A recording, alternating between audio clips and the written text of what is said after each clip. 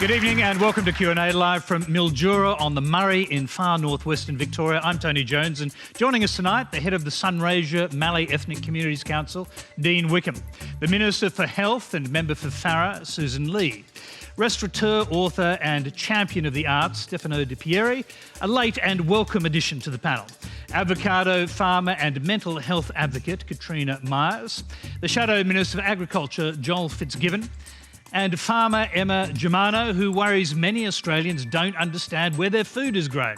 Please welcome our panel.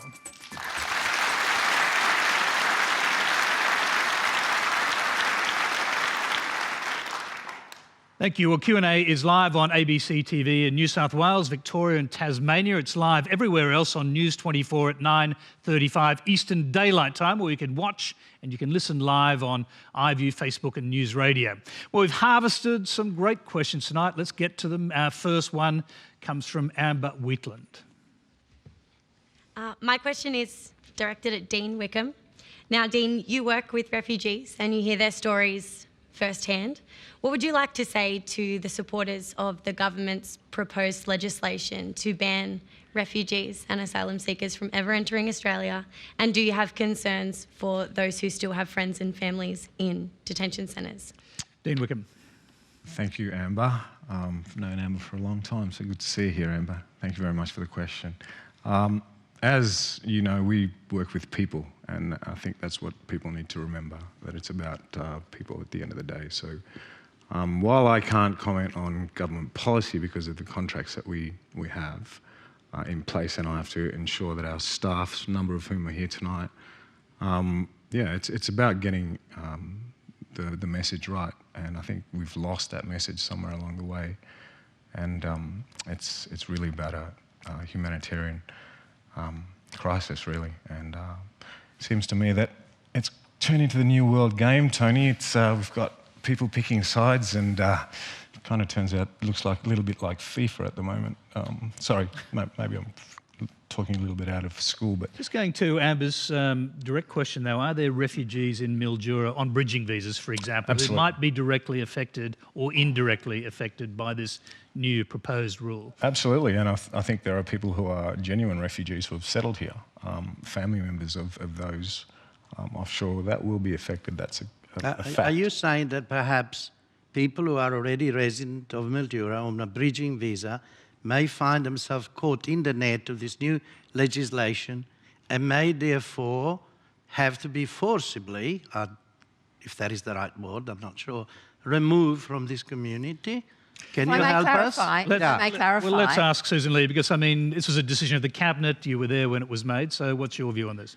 This is about people who are processed in our offshore centres. At the moment, they are Manus and Nauru, and it is effectively giving a legislative intent to what is policy at the moment, which says if you are processed in one of those offshore centres, you will not come to Australia.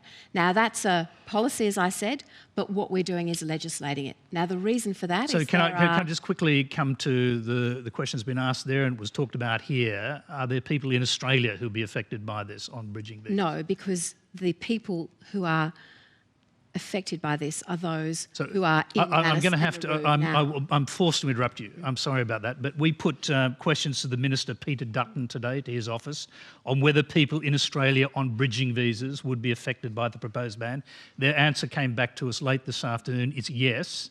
The answer is yes. They couldn't tell us how many, but they said it was a relatively small number. It could be in the hundreds, though. And the reason for that, Tony, is that they would have been processed in either Manus or Nauru or an offshore processing centre. That's what is being targeted with this legislation. But the wider point that's made by your questioner is about our humanitarian approach.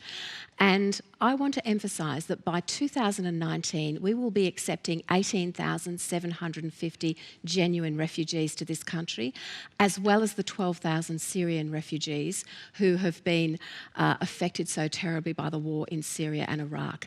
I, perhaps like Dean, grew up overseas in the Middle East, close to where these refugee camps are. People are waiting patiently in line to come to Australia, and it's very important that we maximise the number of people that we take, as we are with those generous numbers that I said.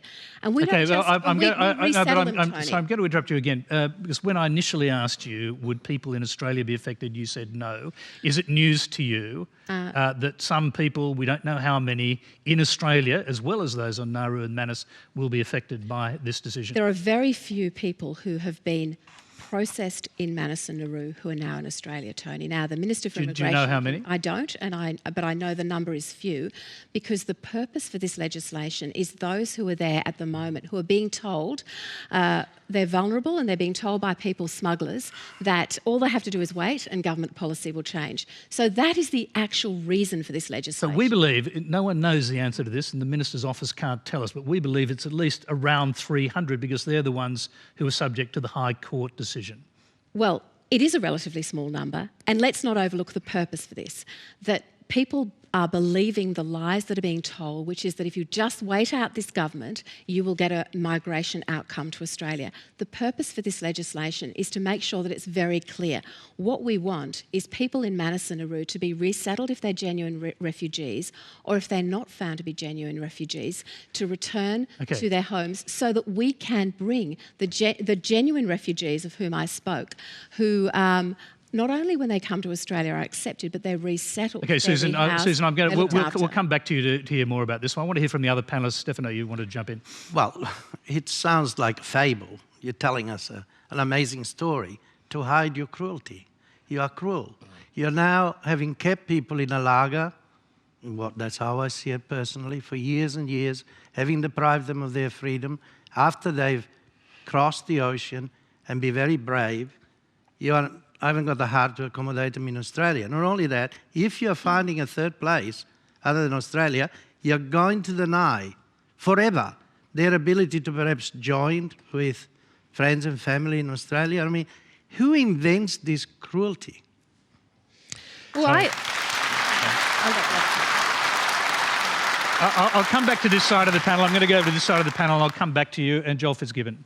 Well, Tony, I think Sussan's failure to correctly answer your first question is the beginning of the unravelling of this policy, although arguably that has already begun. You saw the contrast in the language Peter Dutton was using today compared with the language both he and the Prime Minister were using at the announcement. Look, I think this is very sad. I think, Malcolm Turnbull is now hoping that looking and sounding more like Tony Abbott every day is going to improve his news poll numbers, and they won't. I remember when Malcolm used to come on this program in his leather jacket and talk progressive politics, show some vision for the country. But possibly the worst aspect of this is that it's in response to nothing. There's no build-up here. There was not a problem to fix. And have a think about the proposition. What they are now saying is that if you have the audacity to flee persecution and make your way after paying people smugglers onto a boat, you will get a life sentence. No matter what your situation, you will never be allowed to come back to Australia. Now think about this, a 19-year-old lands on Manus or Nauru. Somehow he makes his way eventually to a Western democracy, where he's now the leading surgeon in that country, or maybe even a local politician. But he can never come to Australia again. Of course, there is ministerial discretion. Yes, so Sussan's going to jump in and say there's ministerial discretion. So it'll be okay as long as a minister in the future decides you are a special case.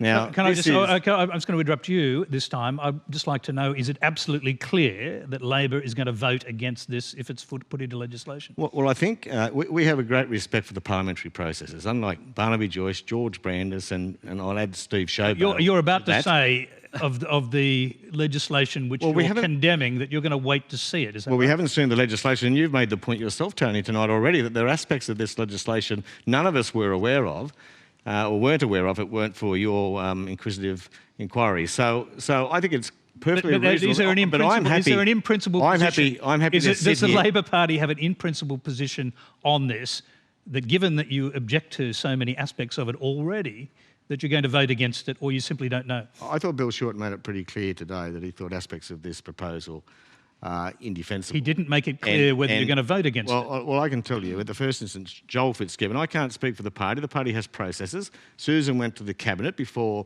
they made their collective decision, and we'll make a collective decision once we've had a look at the details of the legislation. But I'm happy to say that here and now that Joel Fitzgibbon thinks this is a policy without principle.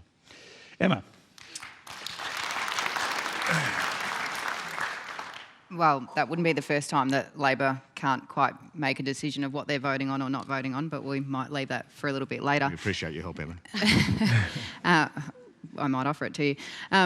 It just seems like incredibly punitive, and you're talking about like sending a message to the international, community and people who might be thinking about getting on a boat. But it also sends a message to the other nations of what our attitude towards refugees and asylum seekers and people who are seeking to come to Australia is. And I don't know that that's necessarily what brand Australia should look like. The government's just gotten the refugee thing wrong for the last 10 years, and it just seems to be, as soon as it comes up in conversation, the first thing is about Malcolm Turnbull and this and that and the other, and it's just all about party politics, and we're talking about people's lives and people who are suffering incredibly, and the numbers that we're looking at are a drop in the ocean compared to what's happening in the rest of the world and the refugee crisis that's happening in Europe. So, but Emma, if we didn't give voice to the other side of the debate, we'd be criticised. Of course we need to give voice to the hundreds and hundreds of thousands, if not millions of Australians who are concerned by this proposal. There's no question about that, but there's a difference between giving a voice to that group of people and then thinking about how do we frame this differently and how do we promote this differently. True, so that there's not so much fear in the community, but more of an acceptance about sharing the abundance that we have and that we're so lucky to be blessed with in Australia. So, Emma, if I take you correctly, are you against the exemplary punishment aspect of this legislation? From my understanding, the whole thing is just creating some more red tape and some bureaucracy around practices that already exist, and that to me it's just another message. It's just another media story that comes out about how poorly we're treating the refugees and asylum seekers that are seeking to make a home in Australia. The important point to make is that when we get to the 18,750 plus the 12,000 Syrian refugees that we've accepted, we will be taking more people on humanitarian visas than almost any country in the world.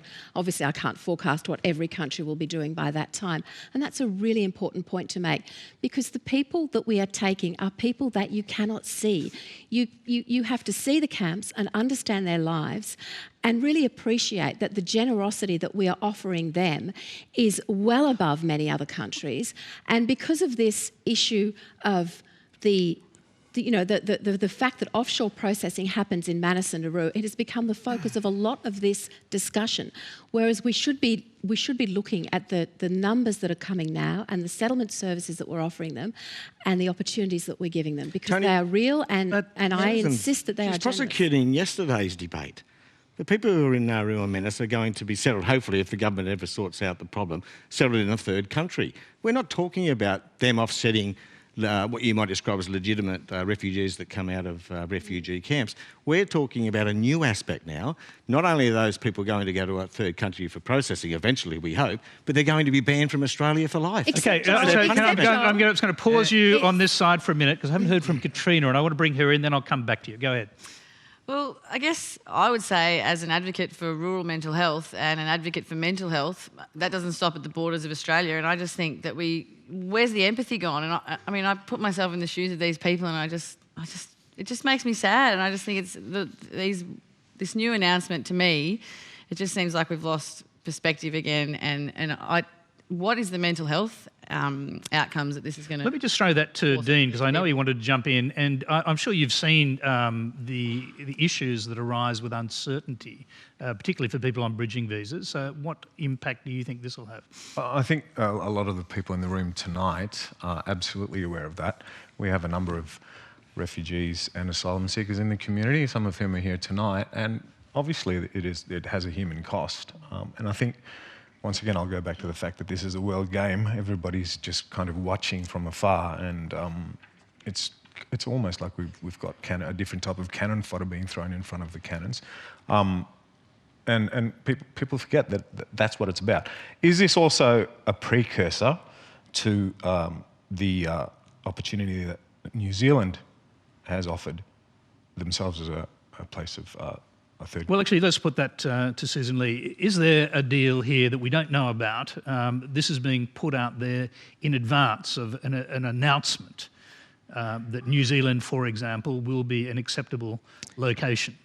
I don't know about New Zealand in any discussions. I can't comment. What about other locations? No, I don't know about any locations, Tony, and I can honestly say that.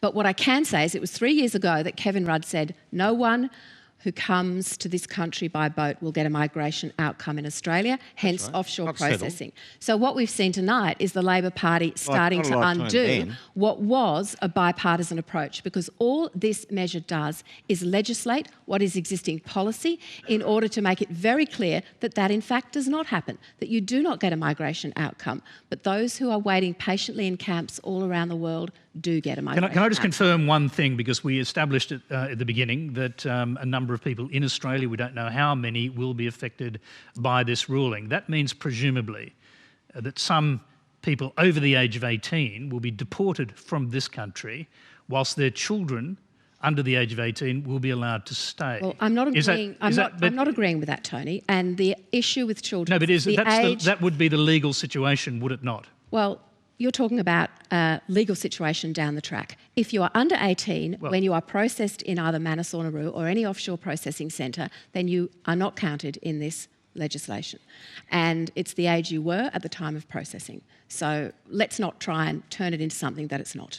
No, but if you were over the age of 18 when you were processed, you're now in Australia on a bridging visa, you have children under the age of 18, they can stay in the country, but the parents cannot. Is that correct? The Minister is able to exercise discretion in the same way that sometimes when someone seems automatically entitled to come here on a visa, a tourist visa, but because of hate speech or other negatives, the Minister actually says, no, you can't come to Australia. That ministerial discretion is alive and well and able to be exercised. Let's not overlook it. Okay. Well, it's going to be up to Peter Dutton by the sound of it. It's a ministerial discretion. Okay. That'll reassure everyone. It's time to move along. We've got lots of questions relating to what's happening here in the region. The next question comes from John George. Go ahead, John. Minister Lee, last week a group of working holiday maker backpackers staying with me went and picked oranges in the area for $25 a bin at a piecework rate. They picked a total of 188 bins and earned roughly $57 a day. Important point here is to remember that these guys are lifters. They're out there lifting the Australian economy and they're doing work that in general Aussie leaners won't go and do. My question to you is, what benefits did you see in introducing initially, aiming to introduce a tax rate of 32% on every dollar that these workers earn, and subsequently trumpet the idea that 19% and 95% of their super is a great result? All that you will do is consign them to live below the poverty line for the time that they're working in Australia on their working holiday visa. Okay, Susan Lee. Thank you. A lot of questions on this, a burning issue in this area. Indeed it is, and across my whole electorate of the Riverina, there's only one party with a tax of 32.5% on working holiday makers at the moment, and it's the Labor Party. So we have reviewed this, as we said we would during the election, and we have arrived at the sensible centre, which is 19 cents. That was after long consultation and lots of input. I think that's a fair place to be, and by the way, it compares well with the region, the rest of the world, and the alternative destinations for working holiday makers. It sets the right balance. What Labor has done is, after this consultation, decided that they were going to send this whole bill off to a Senate committee, even though lots of consultation has happened, and hold it up, which means on the 1st of January, unless the Labor Party passes this bill, the rate for backpackers will be 32.5 cents, which is not in their interests or anyone else's. We need them to help with the harvest, and we recognise, however, that an overly generous scheme didn't strike the right balance between local people and overseas. Okay, well, let's go to a farmer on the panel who does use backpacker labour, Emma Germano. Well, firstly, this whole backpacker tax has been an absolute schmozzle from both parties. So to now be playing the Liberals or the coalition is being so generous, or you guys are sticking up for the farmers, all the consultation that happened, I can guarantee the lobby groups do not see that there has been proper consultation that's happened. happened. This has dilly-dallied around in Parliament for the last 18 months, and every time we do get the opportunity to be consulted, we're usually given about a week to create some kind of, to go back to the members of the organisations and say, what do you feel about the 95% tax on the super, and what do you feel about the 19% tax on the actual wage and that type of thing? The uncertainty has been the biggest problem with the entire thing for the entire duration of it. Now, there was the review that came out, and the Deloitte review had never actually been made public to us as stakeholders. The roundtable that we attended in April of this year, we were never given any feedback on. The Labor government never came up with a position on what they wanted to do with the tax, not during the campaign for when we were voting in a party, not now. There's still no certainty around that. Can I quick interruption here?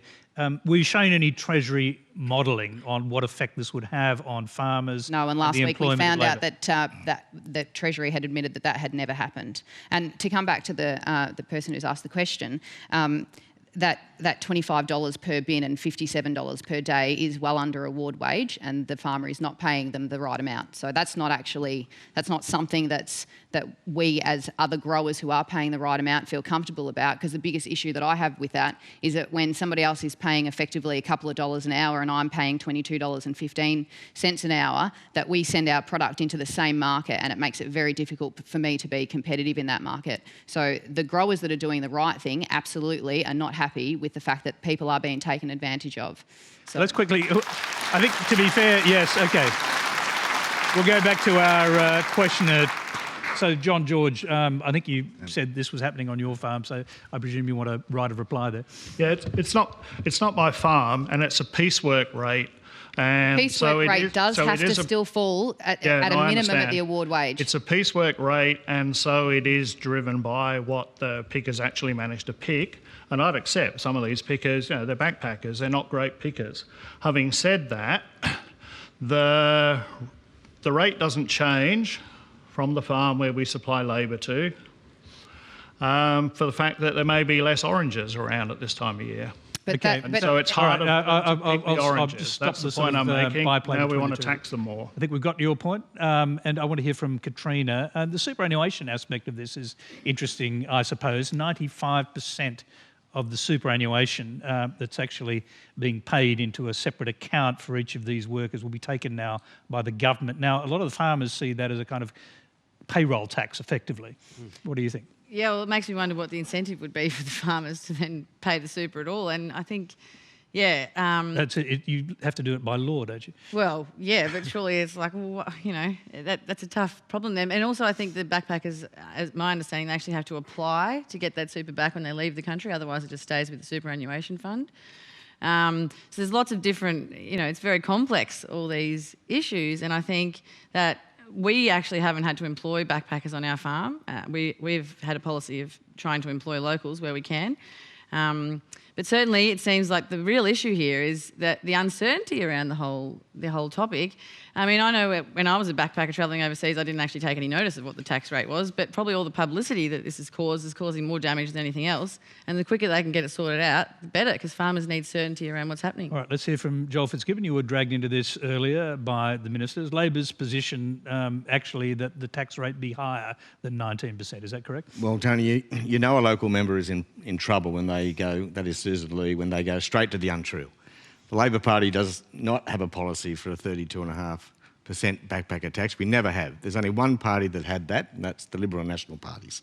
They introduced this tax without any thought, any proper modelling, any consultation with the industry.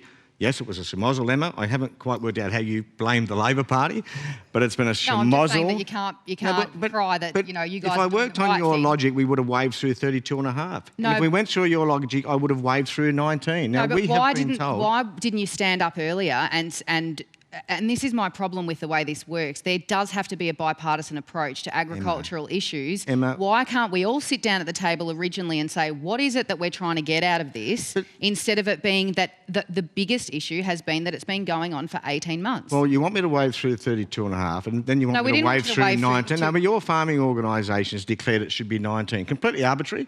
Oh, let's just make it 19 It wasn't instead. arbitrary. That's what the tax rate is. 19 That's what the tax instead. rate is. Australians don't they have a tax-free threshold, Emma. That's right. Now, So now we're just- Tony, one party has a backpacker tax. It's the government of the day. Okay, we pushed back. I've been inundated with farmers complaining, growers in particular, complaining about this backpacker tax. So I pushed back on their behalf. I gave them a voice, and I met a whole group of them here in Mildura this afternoon who are seething at the prospect of the 19% tax plus the super. So I gave them a voice. Policy, then the government sort of half backflipped, and they sort of, we won't go from 0 to 32.5. We'll go from 0 to 19. Is your policy What's zero your tax? policy? But my policy is to give a voice to these farmers who are hurting Well, and you have have been no to hurting tell you for the past 12 17 months. Have no policy. No, you've been trying to get me to say 19, but the growers I met with today don't want 19, We go Emma. through democratic processes in these No, well, organisations to Emma, make sure that we I arrive speak at a to position. growers. Of You don't course- represent these growers. The National Farmers Federation and the These Victorian farmers- Farmers Federation no. do represent Well, these growers. Okay, I'll tell you what, I'm going All the to, farmers once again, still need I think we've and they reached an don't want impasse here. I'm 19. going to throw to the other side of the panel. Stefano. Well, Joel, you're carrying on like a two-bob watch. Give us a decision. Give us a decision or else, and you know that I lean on your side of politics. I'm not just here to rubbish you. But what is the rate? The right decision is something that's workable. 19% seems to be reasonable. Now, bite the bullet and do it because it shows contempt for country people. You've got to help us out of this rut, otherwise we won't have people picking our fruit and so on. You can't carry on like I told you, but you're not helping us. No, but mate, make a decision. But mate, the Treasury officials told me that their assumptions on the fall-off in backpackers is the same for 19 as it is for 32.5. Why do you want me to figure give out some something energy and come up support? with a proposal? But you're not coming up with anything. Because it's I want typical contempt for regional areas. You don't give a damn. If you really gave a damn, you would have been on the front foot about this a long time ago. You want me to nominate a rate? I beg your pardon? Do you know at what rates? Do you know what rate restores Australia's international competitiveness? Because I don't. But all the farmers keep telling me it's not 19 plus Now, a dodgy we are discussing the superannuation sex of arrangement. angels here, mate. Now, make a decision. Hear what the crowd is So telling you want me to pick out 10 or 11 or 8 or... I just want you to pick something rather than sit there. Not a good way to do public policy, mate. Wallowing in your happiness. You like... Plucking figures out of the air is not a good way to do policy. You're so wallowing in your happiness of your righteousness. You are like a cow that has been artificially inseminated. You feel happy and you don't know why. You feel happy and you don't know why. Nominate a rate and I go and prosecute it for you. If you have to pick something, You get paid a considering lot who of you're money to sitting figure next out to, these things. Pick cauliflowers. I think Joel's frustrated because he hasn't been able to get a question on this or any other matter up in the question time in the federal parliament for at least a year. Can I ask, Dean. what was the problem with the arrangement prior? Yeah, why did we have to introduce tax? Anyway, Well, that's a good question. So that's a question for Susan. I mean, everyone was going happily along. Farmers were happy. So is that your Backpackers were policy? happy. No, Susan. It's your policy. Susan, it's a legitimate question. It is a isn't legitimate question. Why Why change it wasn't in the there a first place? It seemed to be working rather well. So- a lot of people came here and picking fruit and vegetables for I'll farmers. go back to it. The balance is between the imported backpacker labour and local young people who need to get a start in rural Australia. Now, I know a lot of farmers, because I represent many in my electorate of Farrer, say, don't give me local people because they don't turn up and they don't, they don't have a go. And I understand that there are challenges, but that's where the balance lies. And this is effectively tax-free. And while you might think these are working holiday makers, can I say that I've seen busloads of working holiday makers in the most appalling conditions, driven from Sydney, housed in one room, and effectively rorting this to the That would be an nth degree. exception, though, hopefully not. I don't know that it's the exception, Katrina. Okay, and I'm in gonna- any case, I think it demonstrates that where there is a tax break, people take it. So this 19 cents lands exactly where it needs to. And there is competitiveness between Canada, New Zealand, UK and other places. And so just very briefly, because the questioner raised the issue of the fact that you're now going to take 95% of that superannuation money, that seems to be an additional tax on top of the 19%. Is it or isn't it? Are you going to take all of that money and how much revenue do you actually raise from doing it? The principle behind that is that the Australian government is not responsible for the superannuation savings of people who come here for 6 months for a working holiday. Tony, that's not the principle at all. The principle is that when the government half backflipped and went from 32.5 to 19, it insisted that the new measures be revenue neutral. So they increased the passenger movement charge, that's the departure tax. By $5. And they raped and pillaged the superannuation of backpackers to make it revenue neutral. That's the only principle here from the government's perspective is revenue. But you have to ask the obvious question why backpackers coming from other countries get superannuation in the first place, since they're hardly going to retire. That is another question. But let's move on, because we couldn't answer that if we wanted to. The next question is from Julie Calaby. Good evening. We are the only major regional city in Victoria without a decent public transport system. The passenger train... OK, we're going to let her finish the question. Could take a while if you clap every line. Our passenger train was axed in 1993. This year we lost our direct bus to Adelaide, and our highways are in a disgraceful state of neglect. Even Swan Hill, and good on them, which is a lot closer to Melbourne and has a population of only 10,000, has 2 passenger trains per day. This all contributes to isolation for the thousands who cannot afford the luxury of flying to Melbourne for between $370 and $780 return for one person. This feeling of being trapped contributes to mental health problems, and for people with physical disabilities, driving is simply not an option. I feel we are discriminated against and severely disadvantaged.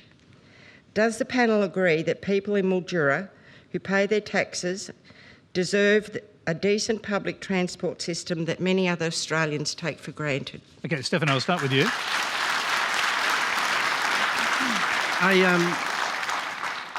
You can't disagree with the sentiments that public transport here,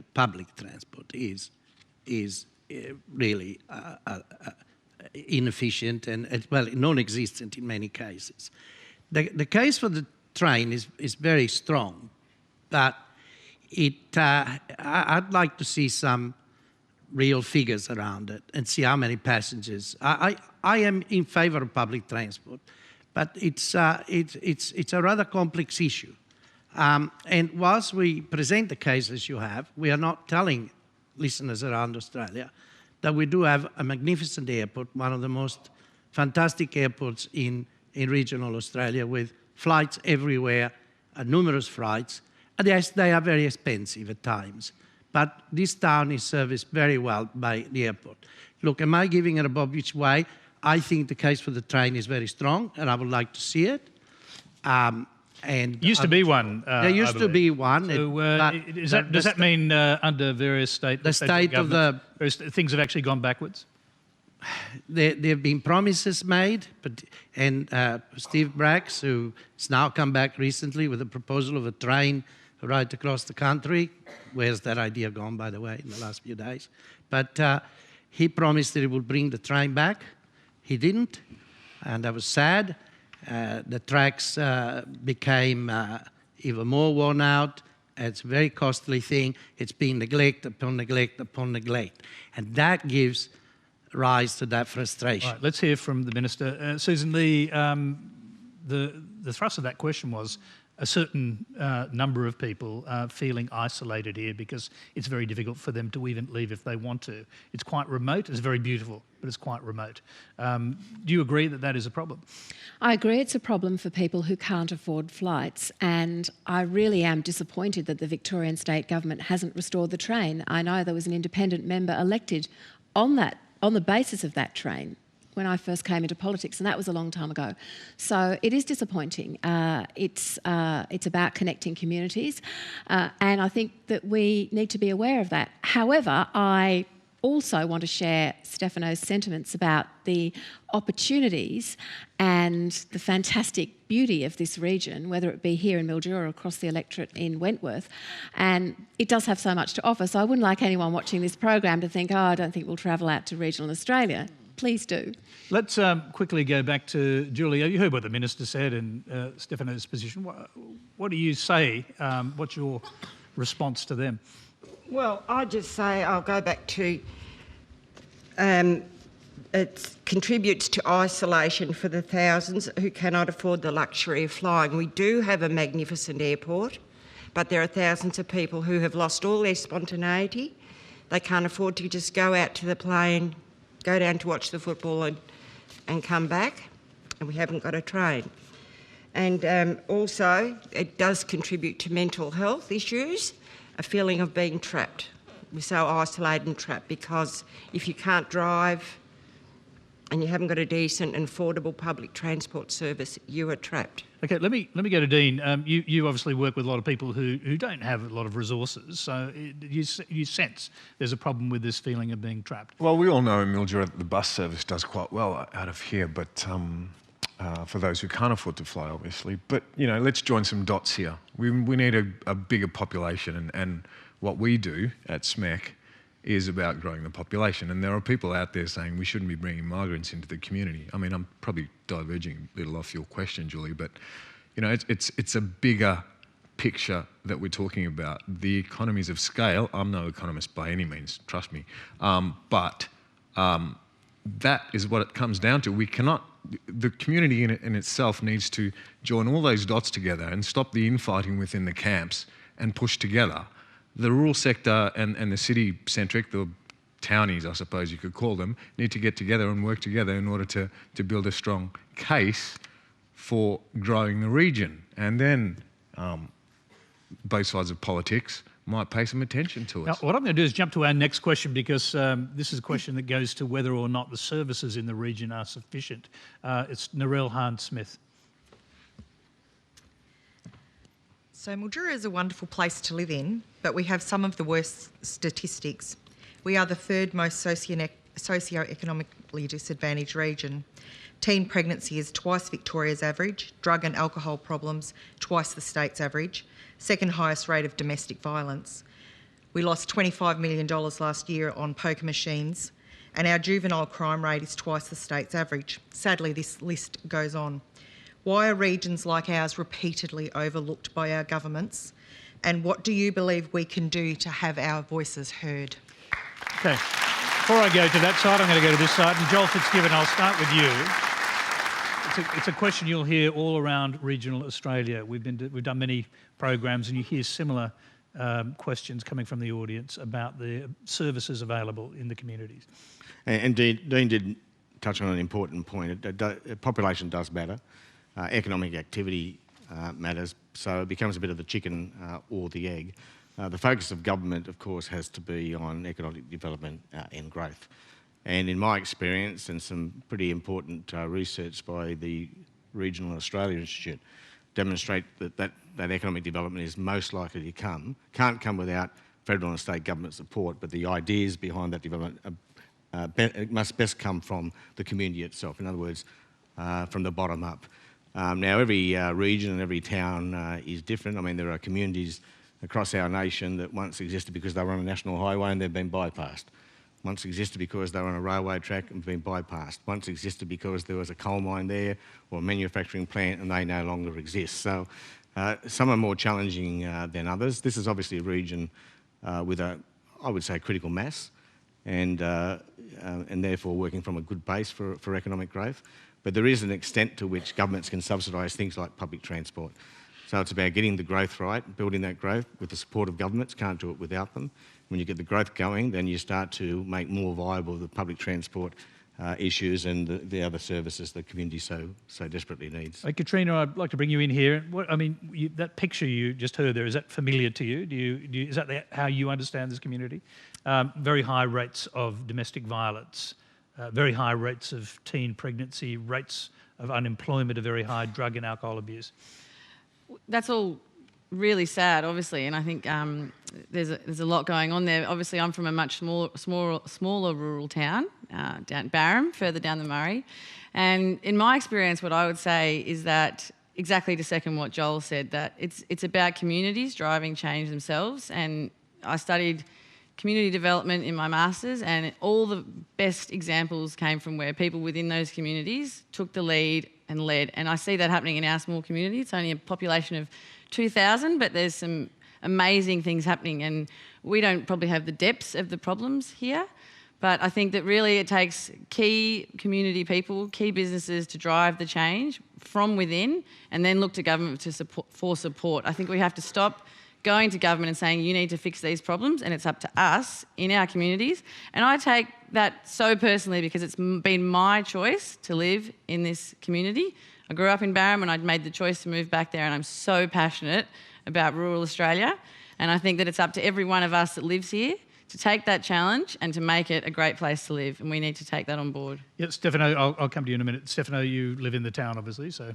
Well, it's a complex town. I mean, we can't just present it as we just have with all these dreadful statistics. It's a complex town, and certainly it is. It hasn't enjoyed the level of support from, generally speaking, historically, from state and federal governments. Now, can I just ask you the political question? Is that because it's essentially, well, in federal we're terms, not a swinging vote. one of the safest seats in the country for the National Party? Well, but you could say that.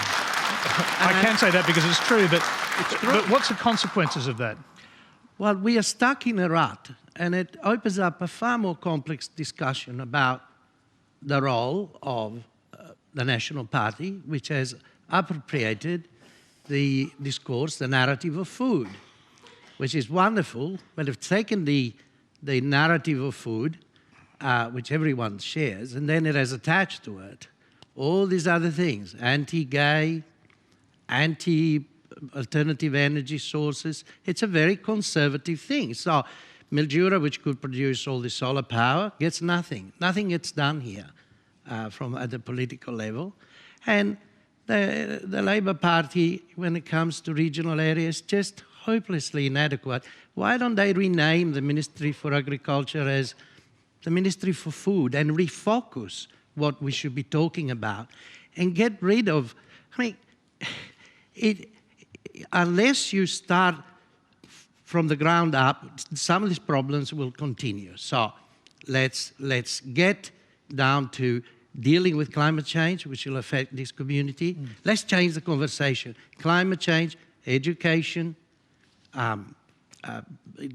addressing disparities in the community, and telling state government that Victoria doesn't end in Ballarat, Bendigo and Geelong. Sussan Lee, when a place like Mildura exists within such a safe seat, does that mean you don't get the attention that a swinging seat gets? I mean, we know what it took to become the first place where the NBN was rolled out, for example. You had to be a critical sort of swinging seat. Well, the NBN is a fantastic example of what's happening all across regional Victoria and New South Wales. But look, governments don't create jobs. Governments don't make it happen. Government policy effectively is national. And what we've been able to realise in agriculture, in tourism, in regional development is not about an amount of money landing specifically in one town or one city. It's about so much more than that. And this region has been through some tough times, and I'm not going to pretend otherwise. And one of the reasons has been the Murray-Darling Basin Plan and the effect of farmers getting used to a future with less water. That has been an enormous challenge. Climate change. It's not. Look, it might be. I'm not actually arguing with that. I mean, now you're going to attack the legacy of your own government. I'm sorry, I'm going to pause that argument because we actually have a question on this one. We might as well go to it since you've already started us going. Remember, if you hear any doubtful claims on Q&A, send a tweet using the hashtags FactCheck and Quanta. Keep an eye on our Twitter account and the Conversation website for fact checks by the experts. The next question comes from John Dooley. Thank you. Tonight we're sitting in a theatre just a stone's throw from the Murray River and literally next door to Rio Vista, the original home of the Chaffey brothers who established the irrigation district over 130 years ago in Sunraysia. Do you think that the environmental flows being provided to Lake Alexandrina in South Australia to benefit recreation and wildlife are more important than the sustainability of the agriculture in this region and the human stakeholders? Let's go first to our two farmers. Katrina, I'll start with you. I think it's about finding a balance, and that's the real challenge. And I think that the government were proactive, and we had to have a change. And politics aside, I think water was over-allocated, and Australia agreed that the river system needed more water to be taken back. So I think putting that aside, I think, yeah, the real challenge now is to keep getting that balance. And what I see in my personal experience is that our communities have been greatly affected by the Murray-Darling Basin Plan, and I think that they're adjusting to that change.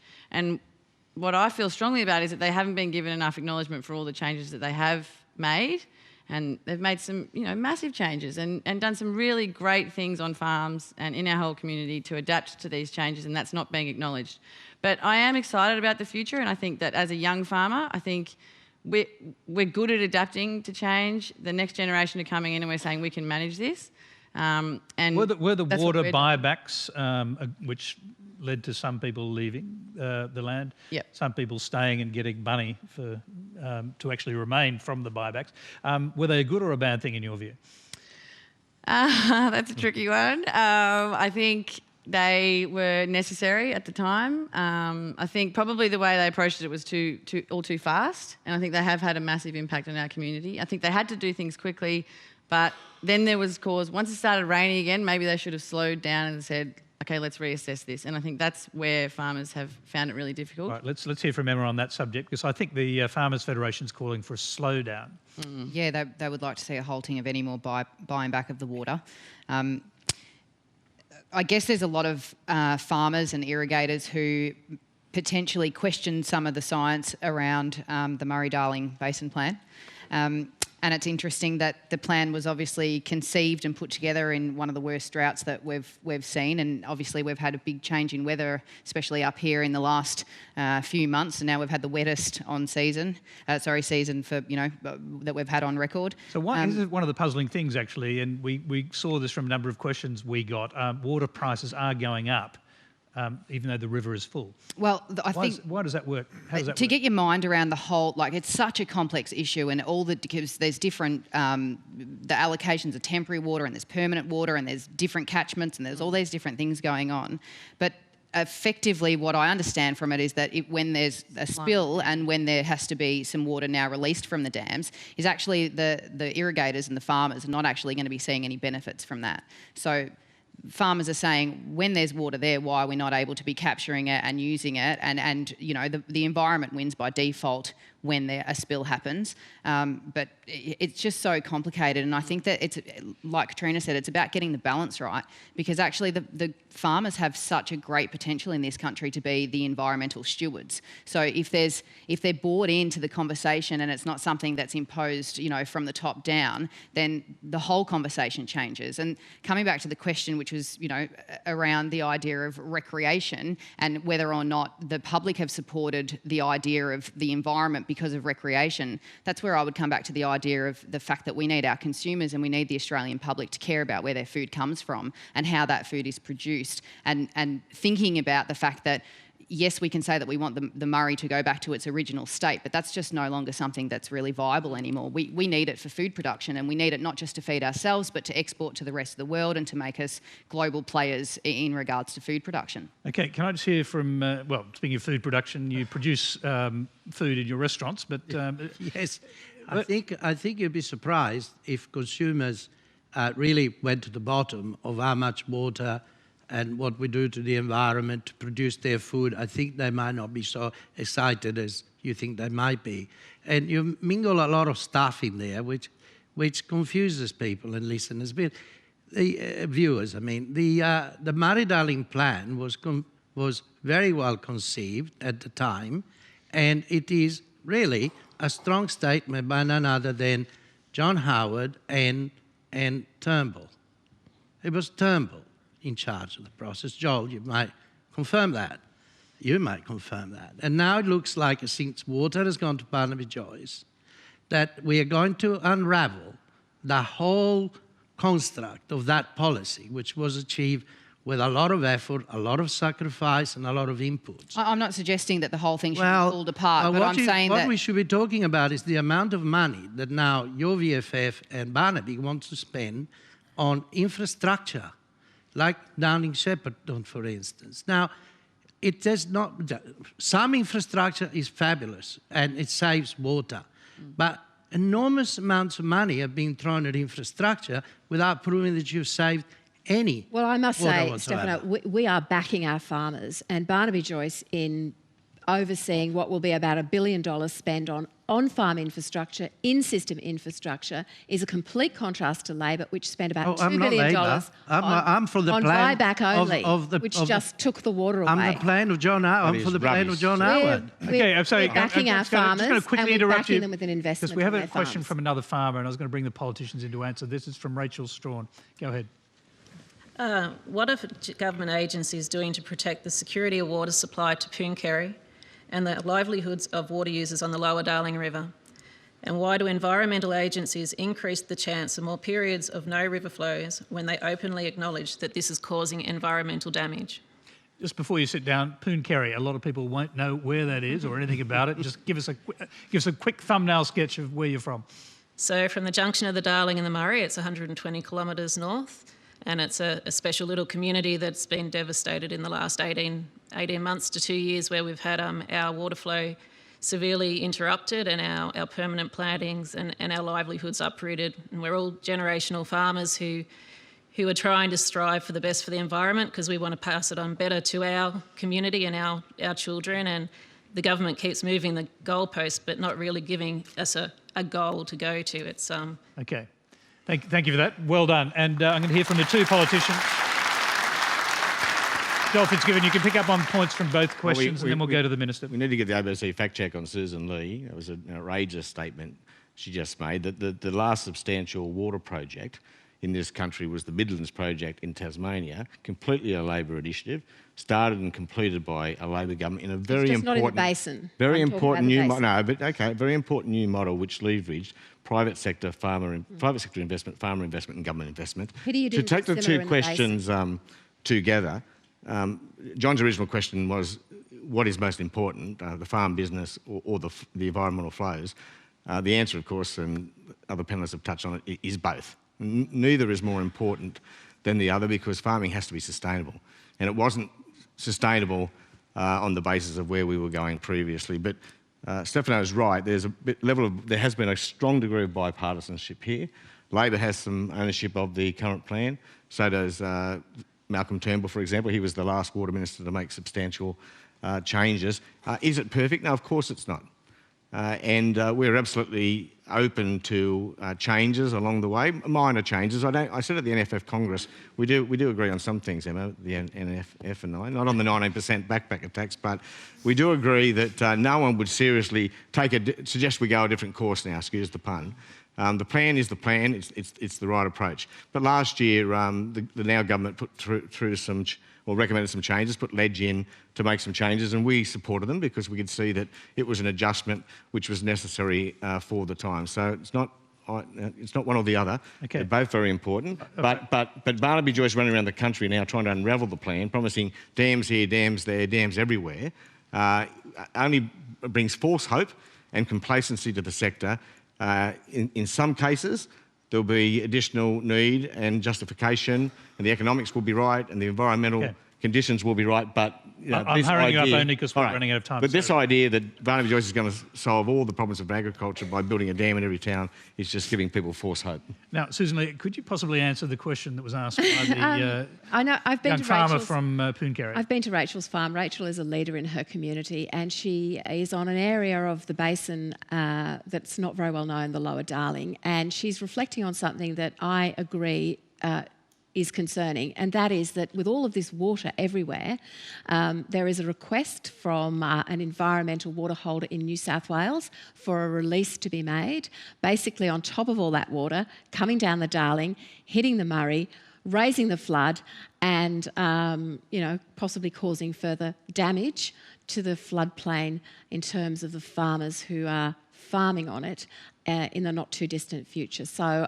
my plea to New South Wales is please think carefully before you actually agree to release this water for environmental purposes, because it doesn't pass the pub test that with all of this water all through the system, a button is being pressed to actually add more. Okay, we're going to move on because we've got quite a few questions. As I said, we've got a little time to have some of them. The next one's from Alicia Davis. Hi. So before I ask my question, I just want to say how amazing it is to have so many women on the panel. I think it's really good that we have some positive role models being acknowledged in our community. So going on from that, my question is related to women and gender equality. So after a breakup with a boyfriend last year, I had a friend say to me, "Don't worry about him, you're going to marry a CEO one day." And I quickly replied with, "No, I'm going to be a CEO one day." So as a young female, I'm often told, it's not too long before you're going to have to settle down, get married, have kids, and put my career on hold, put my dreams on hold for the sake of having a family, while my male counterparts grow from strength to strength. So I'm basically told that I need to choose between pursuing my career and starting a family. So my question is, do you ever think we can truly overcome such a patriarchal society where men are the breadwinners and women are the carers? Let's start with Emma. Oh. Let's start with Emma, who's unmarried. So I have a... But you had your own battles with, let's say the patriarchy when you took over running your farm. I think to say that maybe some of those battles are kind of internal, and it is scary because, like on some of the committees that I've, put my hand up to sit on, and whatever you rock up, and I'm the only one that looks like me, and not only am I female, but I'm a young female, so that's even more problematic. And I was really uncomfortable, and I think that the men that were sitting on those committees were also pretty uncomfortable, but actually after just showing up, and I would nervously rock up to these meetings all the time, that everybody started to feel more comfortable. And now those men are, some of the biggest advocates for pushing me forward and being supportive. And I've come from a family where there was no question about gender equality. I mean, maybe that's because I had no brothers, but we were certainly not told that being female should stop us from achieving anything. I think obviously there's some very real constraints in regards to when you do want to start your family, and I think about that in regards to my career and my professional development, and is it a lucky thing that I don't have kids? Like, that's not the way that I feel about it. And when you're an entrepreneur, you've got more options open to you. But the paid parental leave, the scheme, this is something that has to be worked out, because there's just no question that there's a major disparity, particularly in pay and opportunities between men and women. But you go out and be a CEO and marry one also, because, I do think that you can have the best of both worlds. You've just got to find the right balance for yourself. And I'm really conscious of when I'm speaking on behalf of women, because I realise that I don't, I'm not the same as every other woman. Like, being a woman is just one part of who I am. It's one part of what makes me me. Can I just make one point? I know you refuse to call yourself a feminist. Why is that? Well, I actually think that we should all be feminists by just the straight up dictionary definition of the word, that we should all be. I don't like labelling myself as a feminist, because I think now that has other connotations. There's other things that go with that word. It's now something that's loaded, and it often creates, there's an aggression behind it that potentially doesn't necessarily get the outcomes that maybe women are striving for. So that would be my answer to that. Let's hear from the other women on the panel. Katrina.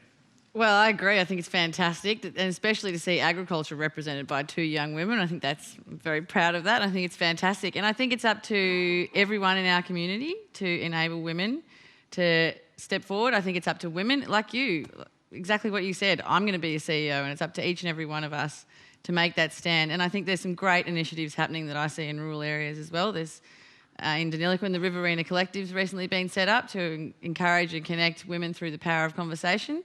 And I think the more that we can empower women to make great changes in the community, again, it's coming back to that, women are the backbone of the community often. And what we see is women in volunteer roles quite often, and the men in the paid positions, and that needs to change. And I think that's up to women and men. And women need to just show up and put themselves forward and say, we can do this. Let's hear from Sussan Lee, and we'll just have the women on the panel answer this one. I think it's discrimination. I think it's. We call that a positive discrimination. Good to see. Katrina's picked up on something that makes a lot of sense, which is, and I see women in lots of different roles in rural Australia, and I wish that they would put themselves forward, because they are smart, they have got a lot to contribute, and they are wonderful understanders of all of the networks around them, and they have the right level of empathy to get things done, the right level of emotional intelligence, and all of that. But it is difficult. I think it is difficult being a woman in public life with children. I think the children's side of it is a challenge, and I look at some of my younger female colleagues in Parliament whose children are a lot younger than mine, and I recognise how tough it is, because there are so many long weeks away, and I can't say that I have the solution to making it all work, because I think we all really muddle through, and I think women have to acknowledge that. It happens, and you get the guilts, and you find yourself very stressed, and you wonder some days. It is difficult. Is it less difficult under the new leadership of your party? We've actually introduced some slightly family-friendly hours, but remember that we've only got a one-seat majority. So the only reason for you not being in the Parliament when Parliament is sitting is if you are in hospital. Okay, well, there's time for one last question. It's from Sussan Howe. As one of the world's richest nations, we lack social rather than physical capital. Taking ideas from the community and implementing them does not have to take a lot of money. For example, writers' festivals, farmers' markets, Triple J concerts all create a more resilient community. Do you think that too many of the decisions made now are based on economic criteria rather than social and cultural values? Stefano, we'll start with you. Well, that's a very good statement. And it points to the fact, particularly regional areas, need more of the festivals, need more of the type of initiatives you've just listed. Our own community has been very active on that front, and I think we have dared sometimes to think the unimaginable. We should be tapping in regional Australia and into the resources that are there, and to think outside the normal square. This very art centre, for instance, contains in its bowels probably countless millions worth of beautiful art that people can't see because there's not enough walls to display it. So we would need some major funding to create a wonderful museum to attract tourists, to bring money to this town. To the east, we have a fantastic place, Mango National Park, which is Patrimony of Humanity in UNESCO. Again, we should facilitate people to visit and explore and become aware of our amazing Indigenous past and present. And there's some very good things going on in our Indigenous community, contrary to the... So down south, could you believe it? The Chinese are visiting Sea Lake. To the rest of Australia is listening. Sea Lake is a little point in the middle of a Mallee, but it has an absolutely fantastic salt lake, and the Chinese come and have a look at it because they've fallen in love with the idea of, I might get this wrong, but there's an Aboriginal interpretation of the sky as it reflects on the water. The Chinese got hold of it, they love it, they come there in droves, but poor Sea Lake has got no resources to house them, to feed them, and we got these hundreds and hundreds of people coming in buses and then going away again. Why in Australia we don't seem to be able to say we love our culture, we love our heritage, and we are now going to turn it into something active, something smart that would be our own Australians people out and about in the region, but also people from overseas. Can I just to get to the point of that question there, I mean, how important is the cultural life of a town like this to draw people to visit it, but also to live here? Well, if you don't have these facilities, you're not going to get professionals to come and move to the country. If all we hear is, as we have on this panel tonight, is the woes of the region, the water, the disadvantage and so on and so forth, we're never going to become smart. And to be smart and somewhat forward-thinking, we need to improve our universities. We have here a fantastic university. I don't know if people really appreciate the effort that went into creating La Trobe here. And we have to defend its Monash, which is training medical students, and so on and so forth. But we have to make it, perhaps we have to mandate the universities to have a presence in regional areas, because... It was a sort of golden era when La Trobe had a bigger presence here. It had a bigger presence. What happened, very briefly? Well, circumstances change, personnel changes, you get a VC with a different slant, the economy, the funding from the Commonwealth, a multitude of things. But communities have to become smart and say, we want our university. We have 500 students who otherwise would not be able to spend 20 grand a year in Melbourne or Sydney or Adelaide. Okay. 500. But we're giving them degrees here. We've got very little time, and I'm going to quickly go to our politicians. And Sussan, is there a serious role for federal government, as well as state governments, in helping to create or promote the cultural life of regional Australia? I think there really is. And when you consider migrating from the city across the Great Divide in New South Wales and out into Western New South Wales, it's something you look at. Yes, health, yes, education, but then you need something more. And if you don't have it, you can create it, of course. But there is a thriving arts and drama culture in a lot of the towns I represent, and I think it's incredible. And actually, governments do support it very strongly. We really do, and I really recognise what it does Not quite, for communities. not quite. But I'm afraid I've been on the forefront for 20 years with many colleagues in this room. Not quite. And you guys will play politics. A minister for the arts and Attorney General grabs $100 million for his own little projects. This is crazy. You've got to spend some real money and create projects which then are imitated and can be replicated in other towns. Look at what happened in Hobart. Okay. What an extraordinary change. A Mona for Mildura. Now, Joel Fitzgibbon.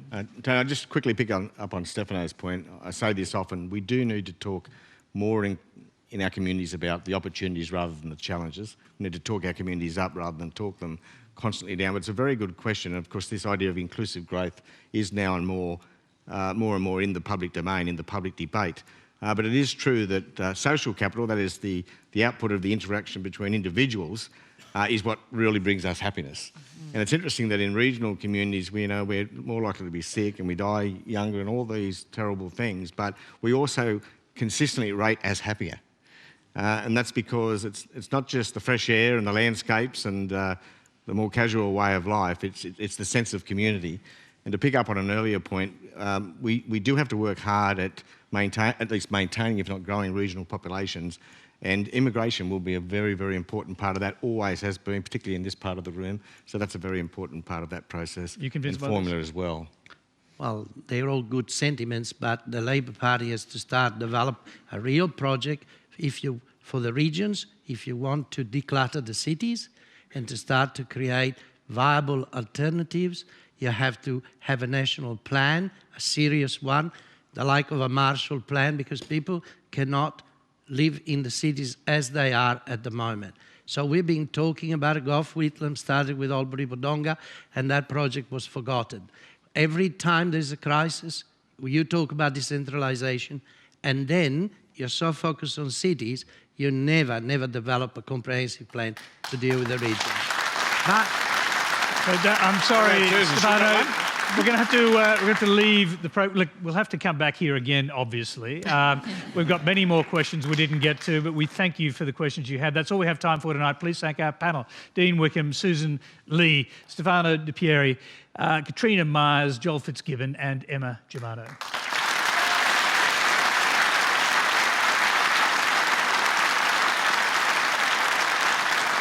And thank you very much to our hosts, the people of Mildura, and to this very terrific, lively audience we have here tonight.